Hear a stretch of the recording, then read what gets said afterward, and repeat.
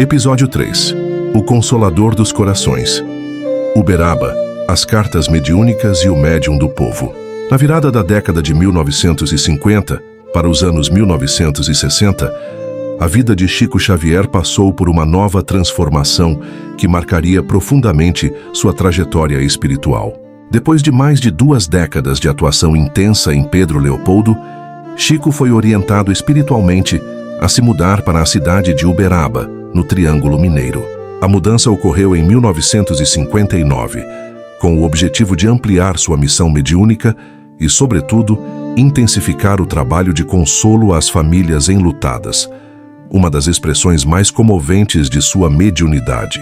Uberaba se tornaria o palco de uma fase particularmente tocante da vida de Chico Xavier.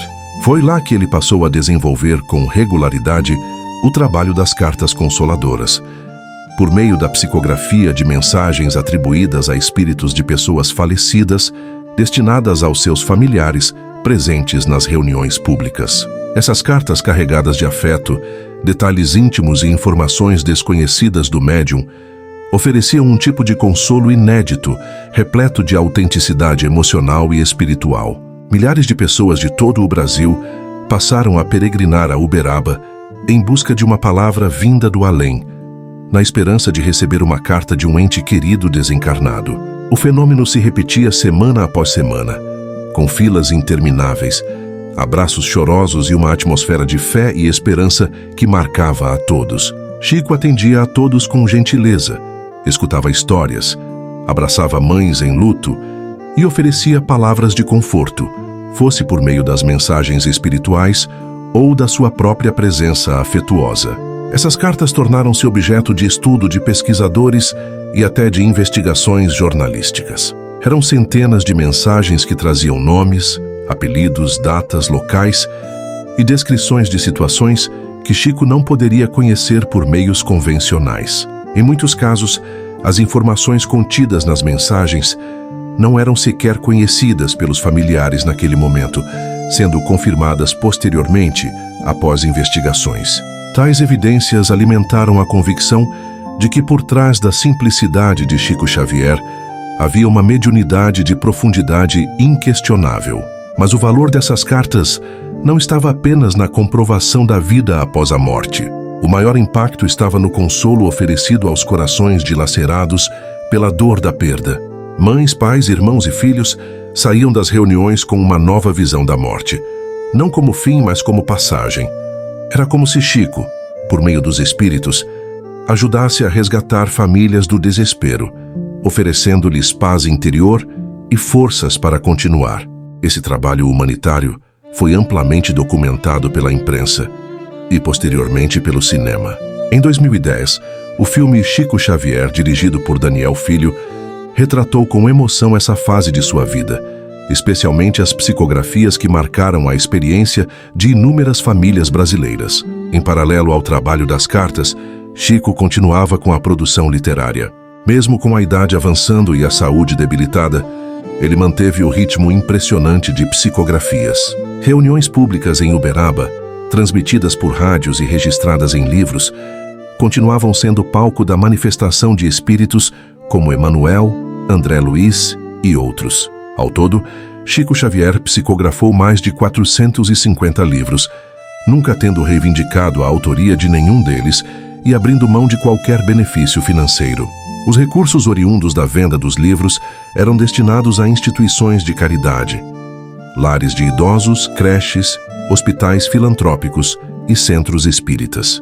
Em Uberaba, Chico era conhecido por visitar frequentemente casas humildes, ajudar financeiramente famílias em situação precária e manter-se próximo dos mais necessitados. Com frequência, doava a maior parte de seu próprio salário como funcionário público para auxiliar os outros.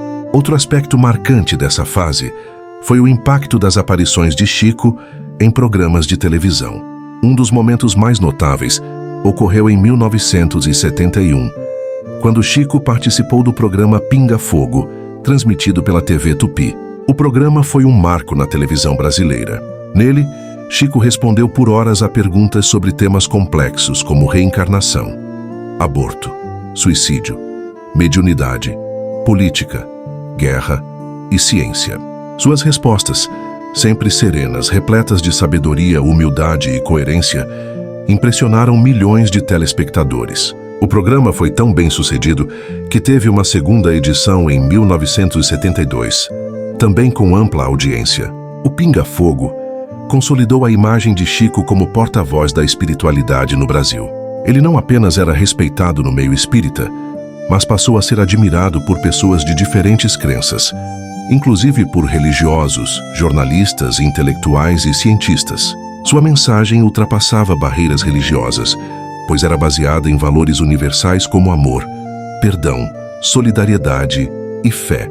Mesmo diante da fama, Chico continuava a se ver como um simples servidor. Nunca se proclamou líder espiritual, nunca quis fundar igrejas ou instituições em seu nome, e sempre reconheceu Allan Kardec como o codificador da doutrina espírita, mantendo-se fiel aos seus ensinamentos. A cada entrevista ou aparição pública, fazia questão de ressaltar: sou apenas um carteiro, entrego a mensagem que recebo. Outro aspecto relevante de sua atuação em Uberaba foi o exemplo de vida. Chico viveu com simplicidade até o fim, vestindo roupas modestas, morando em casa simples e mantendo uma rotina diária de trabalho, oração e caridade. Sofreu diversas enfermidades ao longo da vida, como catarata, problemas pulmonares e complicações cardíacas, mas nunca se afastou de sua missão. Enfrentava o sofrimento com resignação, como oportunidade de aprendizado e purificação espiritual. Sua postura diante da dor e da adversidade inspirava milhões de pessoas. Para Chico, o sofrimento não era punição, mas lição. O importante era não revidar o mal com o mal, não alimentar ódio ou ressentimento e manter-se sempre disposto a servir. Ao longo das décadas, Chico Xavier se tornou um símbolo nacional da caridade, da paz e da fé, sendo frequentemente apontado como uma das personalidades mais admiradas do Brasil em diversas pesquisas de opinião. Sua atuação em Uberaba consolidou sua figura como o médium do povo, alguém que escutava, acolhia, orava e curava corações feridos pela dor da saudade. Neste terceiro episódio, vimos como Chico Xavier encarnou de forma viva o papel do consolador prometido na doutrina espírita. Sua mediunidade foi, sobretudo, instrumento de amor em ação. Em Uberaba, ele não apenas psicografou mensagens, ele viveu o Evangelho, ensinando com o exemplo a força transformadora da fé e da caridade. No próximo e último episódio, acompanharemos os anos finais de sua missão, seu legado espiritual e cultural, e o impacto duradouro que Chico Xavier deixou no Brasil e no mundo. Veremos como sua passagem pela Terra se encerrou com humildade, mas sua presença permanece viva no coração de milhões.